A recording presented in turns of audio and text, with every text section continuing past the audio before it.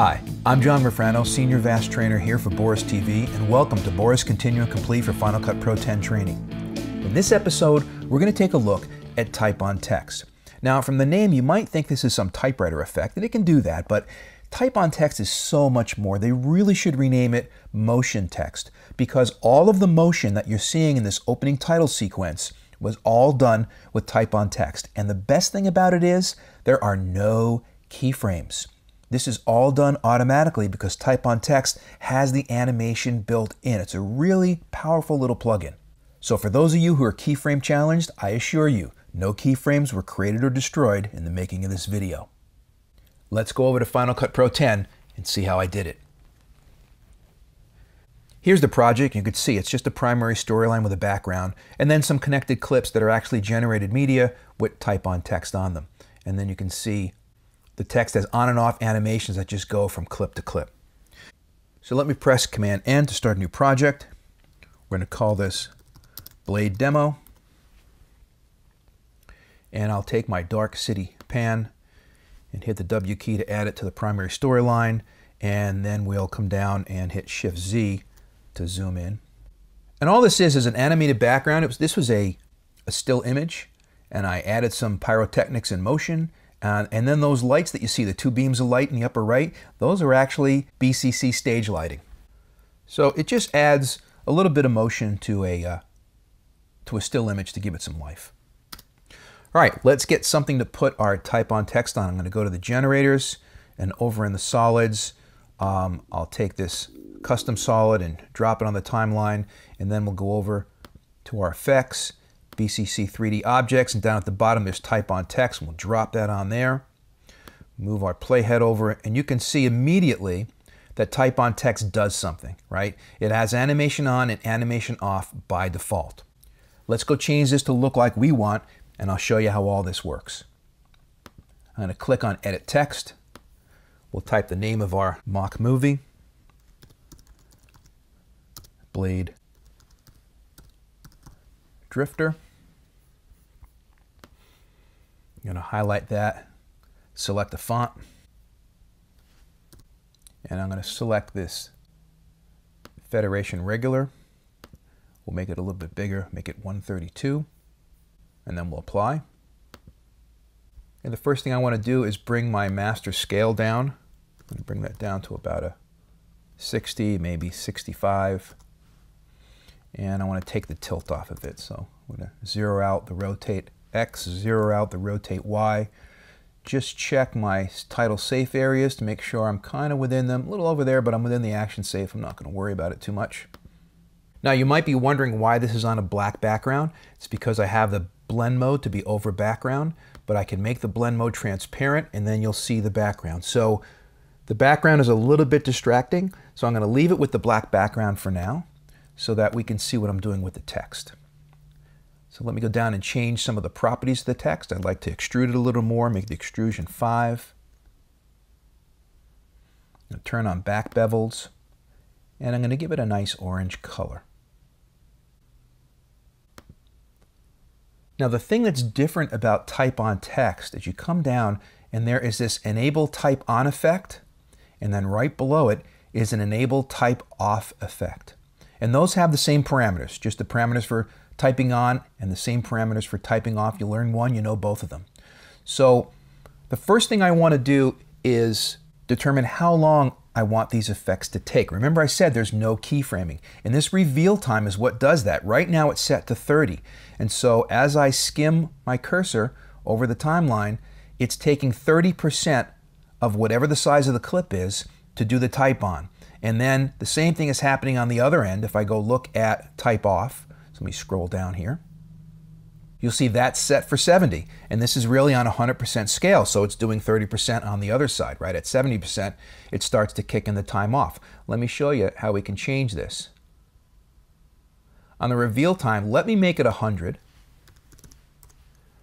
And now when I skim my cursor, you'll notice it takes the entire length of the clip, 100% of whatever the length of the clip is. And that's the beautiful thing about this, right?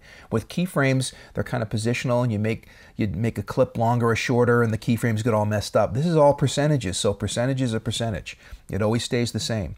You'll notice that at 100%, they're still coming on when they start to fall off. So because the 100 overlaps the 70, it's actually doing the type off motion while it's still doing the type on motion. So you can get some pretty interesting effects by doing this, but I just want to show you that's how you control where these things kind of keyframe on and keyframe off without using keyframes. So I would like to use 40% as the amount of time it takes to type on the screen, and we're going to do another 40 for off.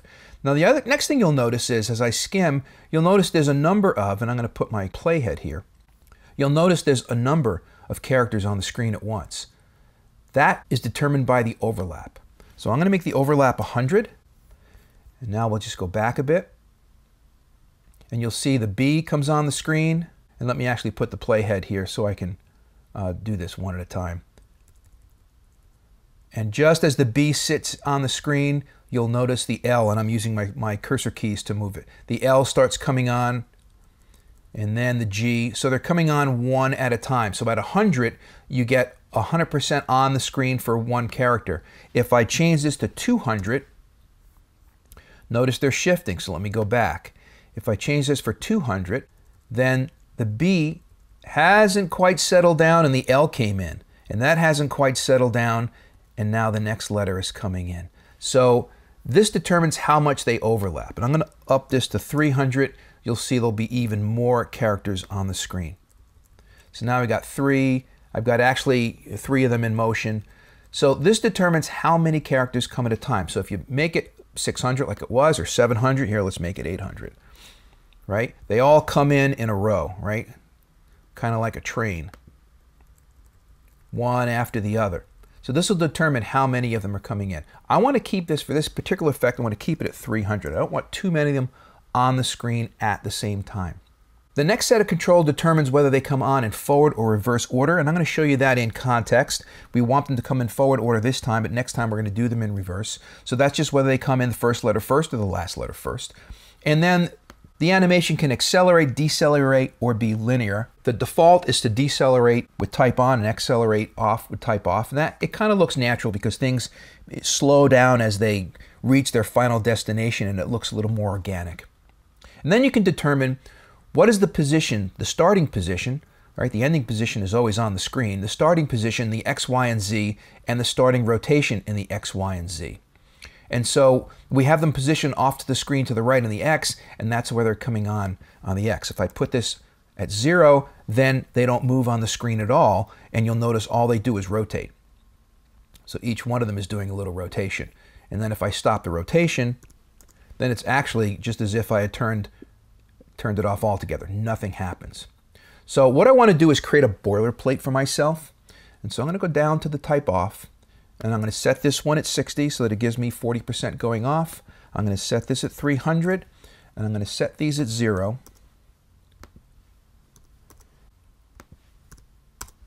Let me check and make sure all of these are set to 0. Okay, I'm going to use this as kind of a boilerplate, so I'm going to click on it and do Command C, and that's going to copy it. So now I can just paste this on the timeline for the other ones. So let me go to the end and do Command V, Command V, Command V. Now I have 4 of them to work with. So let's go back to the first one and do the animations. Now the initial title flew in from behind the camera. So we'll go down to the Z position, and we're going to move these back in the Z position towards the camera. But look what's happening as I move them back. They're moving beyond the light. So for this particular one, I want to go down to the lights, And on the first light, I'm just going to move it a little in the Z position. You'll notice me moving it back there so that you can see them come on the screen. Because it really, for this one, I really don't want that dark effect of them coming on the screen. I want them to be visible as soon as they hit the lights. So let me bring the playhead back to the beginning. And now we'll go up and move them more in Z space. So let's bring them back more on the Z. And it's okay if they're in the dark there. So I want them just beyond the edge of the screen. So that's 3.04. I'm going to do a minus 3.1 and get it totally off the screen. So now it's totally off the screen. And then they are flying in onto the screen. Now, I didn't want them to just fly in straight. I wanted them to spin. So I'm going to give a little 360 spin on the y-axis. And that's going to have them tumble in. So let's take a look at that. I'm going to use my cursor to see how they're coming in. And they're flying in quite naturally. So I kind of like that. And that's all we need to do for the flying in, right? We've got them kind of spinning onto the screen. Now if we go look at having them fly off the screen, we want them to go in the opposite direction. So I'll go down to my type off parameters, and I'm going to push the Z in the other direction, right? Now it only goes back to 5. So let me move the playhead all the way back to the end so you can see where we end here. And you can still see them. So one of the ways we could fix this is there's an off fade. Now fade is usually used just to have them fade on the screen. So you can just have them fade on and get kind of a type on effect. But we're going to use the fade to make them disappear as they go back in Z space. So I'm going to bring the fade down until I can no longer see them. And that's how we make them disappear off. And then once again, we want them to spin as they're disappearing off the screen. And so I'm going to give them another little rotate on the Y. So a little 360 on the Y, and then we can see them spinning off the screen. And let me check that. Now, I don't like the way they're spinning off with the 360, because what's happening is, let me move the cursor here, what's happening is they're actually spinning in the opposite direction that they would be in if they were actually falling. So I'm going to make it a minus 360. So that they spin in the other direction, so that they're actually falling off the edge. You'll see what I mean in a second. See how they're just kind of breaking away? Right? And I think that looks more natural. So you're going to flip between positive rotation and negative rotation just based on how it looks. Okay, so that gets the first one going. Let's move on to the second one.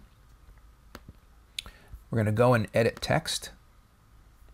And this one's going to be starring.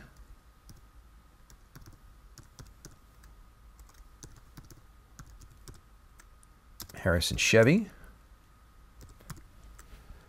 And the starring is actually smaller. Let me highlight that and make it a smaller font. I think I used a 72. And I right justified it. And if I'm not mistaken, I believe I took the leading down a bit because I wanted it to be closer together. Let me apply that. Okay, so that's perfect. Now, just so I don't have to do that again and again, I think I'm going to copy these one more time. So I'm going to delete this one, do a Command-C, go to the end, and paste them 2 more times. This way I get the double text. Now these we wanted to roll in. So I'll just move the playhead back a bit so we can see what's going on with the opening animation, and we will scroll down to the type on, and I want to move them off to the left of the screen. And so I'm going to bring the playhead right to the beginning so I can see when the last one is off the screen.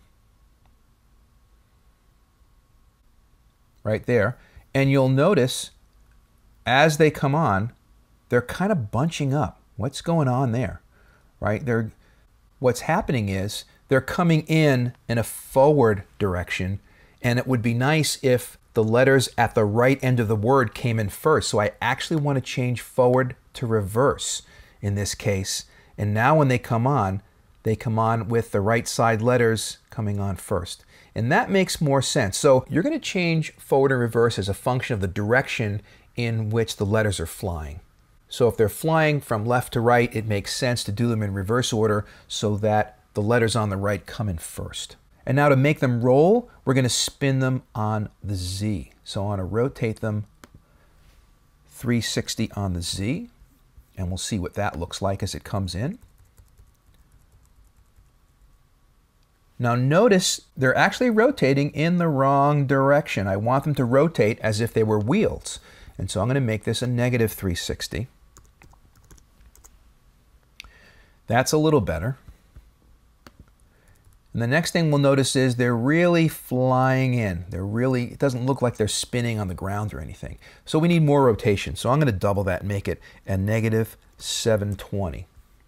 And I think that will put it right about where I'd like it. So now they look a little bit more like they're rolling in. So that's all we had to do to make them roll in from left to right. Now we're going to do the opposite on the other side.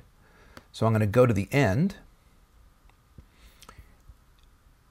and scroll down and move the X off to the other side and get those just beyond the edge. I think right there's kind of good, and then let's go check how they're coming off. So they're moving off nicely, but they're not rolling. So once again, we'll do a rotate, and I'll do a 720. If I did a negative 720 coming on, I do a positive 720 going off, and they should be going in the right direction. And there they are. They're rolling off the screen. That's all there was to doing that. All right, so now we have that one going. Let's move on to the next one. I'll open up Edit Text again. And this one was directed by, I believe the director of this feature was a gal by the name of Android. And this title was dropping down from up above. So let me select the clip, and we'll go down to our Type On. And since it's dropping down from up above, we want the Y position to get higher. Let me move my playhead over to the beginning so I can see the animation. And I was actually making it lower, so it was good that I was watching. I want the Y position to be higher. I get them just off the top of the screen. And then we'll watch them coming down. And when they come down, I want them to tumble, but I want them to tumble head over heels. So I actually want them to rotate in the X position. So I'm going to do a 360 tumble in the X, and then we'll check that by going frame by frame. And once again, they're kind of slipping in instead of falling over, and so I'm going to make that a negative 360. And we'll check it again, and now they're kind of falling down as if they had fallen off a shelf or something. So there they go. Coming down in the forward position, and then we'll do the same thing for them moving off. So I'm going to move back one frame here, and then we'll come down and do the same thing to make them go off. We're going to move in the Y position until we're just off the bottom of the screen.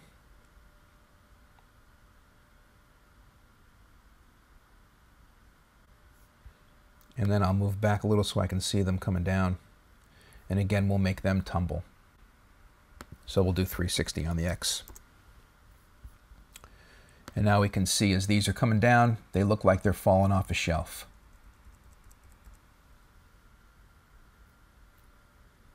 Now we'll do the last one, and the last one was spinning up. And so let me edit the text. And this was something like music by a good producer friend of mine, Nemo Tracks. In this case, we want to zoom up instead of flying in. And so we're going to kind of do the opposite of the fly in. So we'll go to the Z position, and we'll push these guys back on the Z. And let me move my playhead over to the beginning so we can see what's going on. Back over on the Z again, I'm going to use the fade to help them not be seen when they're initially on the screen. And then we'll have them come up. And as they come up, I want to have them rotate as well, so we'll do a little 360 minus 360 rotation to have them rotate up. And just to make it not as boring as when they came in the beginning, for this animation, instead of forward or reverse, we're going to choose random. And I'll move this little random seed here. Yeah, and that kind of makes it interesting to make sure we got a bunch of things going on with the random. So now they're kind of randomly spinning up on the screen.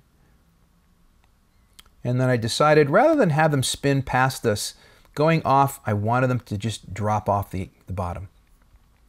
So we'll do something a little different for this. I'll push them on the Y until they're just off the bottom edge. We'll make this random. And I'm going to make them tumble. So let me move back a little bit so I can see what's going on. And I'm going to make them tumble in two directions. So I want them to tumble in the X. And I want them to tumble in the Y. So that they're really kind of spinning off. And let's go back and look at that.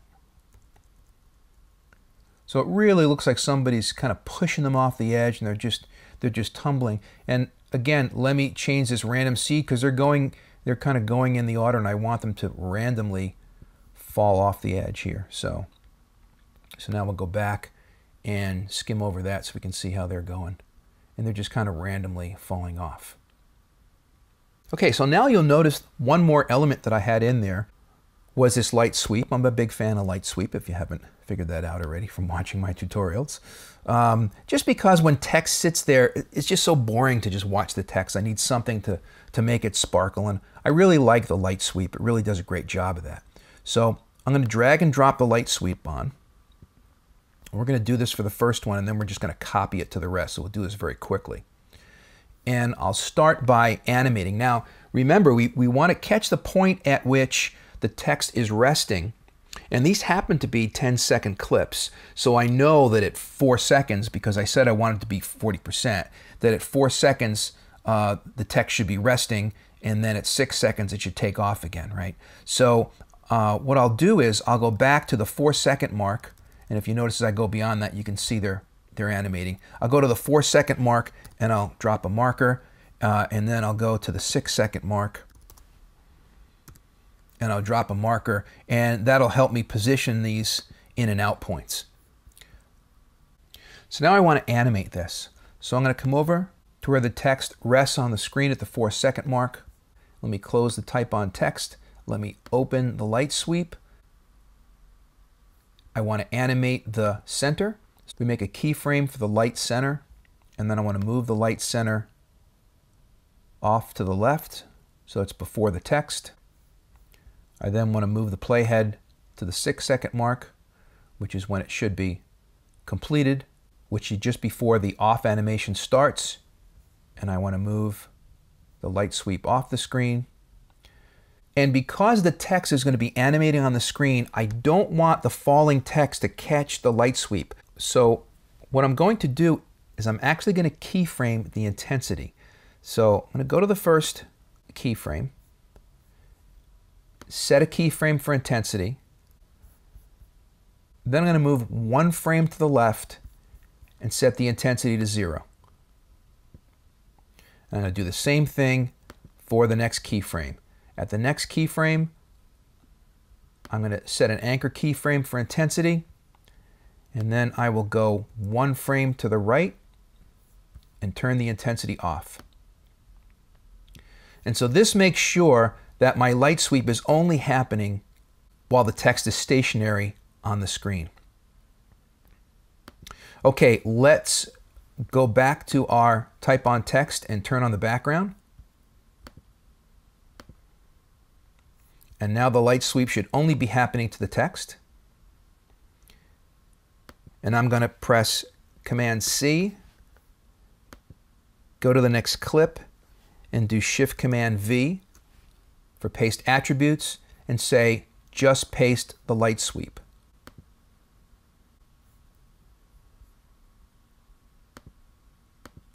We'll make that one transparent as we go through it. So now that one just has the light sweep, and we'll move over to the next one. I have to make that one transparent, and Shift-Command-V and just paste the light sweep. And then go to the last one and make that transparent. And Shift-Command-V and just paste the light sweep. And we're done. That's everything that had to be done to make this what I think is a fairly exciting title when you consider there isn't a single keyframe in the entire project.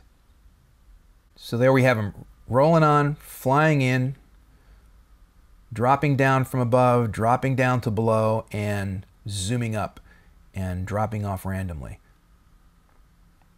Well, that wraps it up. Hopefully now you have a good understanding on how to use Type on Text to make some really fun motion titles in your next project.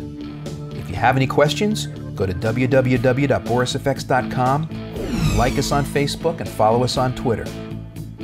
This is John Rofrano for Boris TV. Until next time, thanks for watching.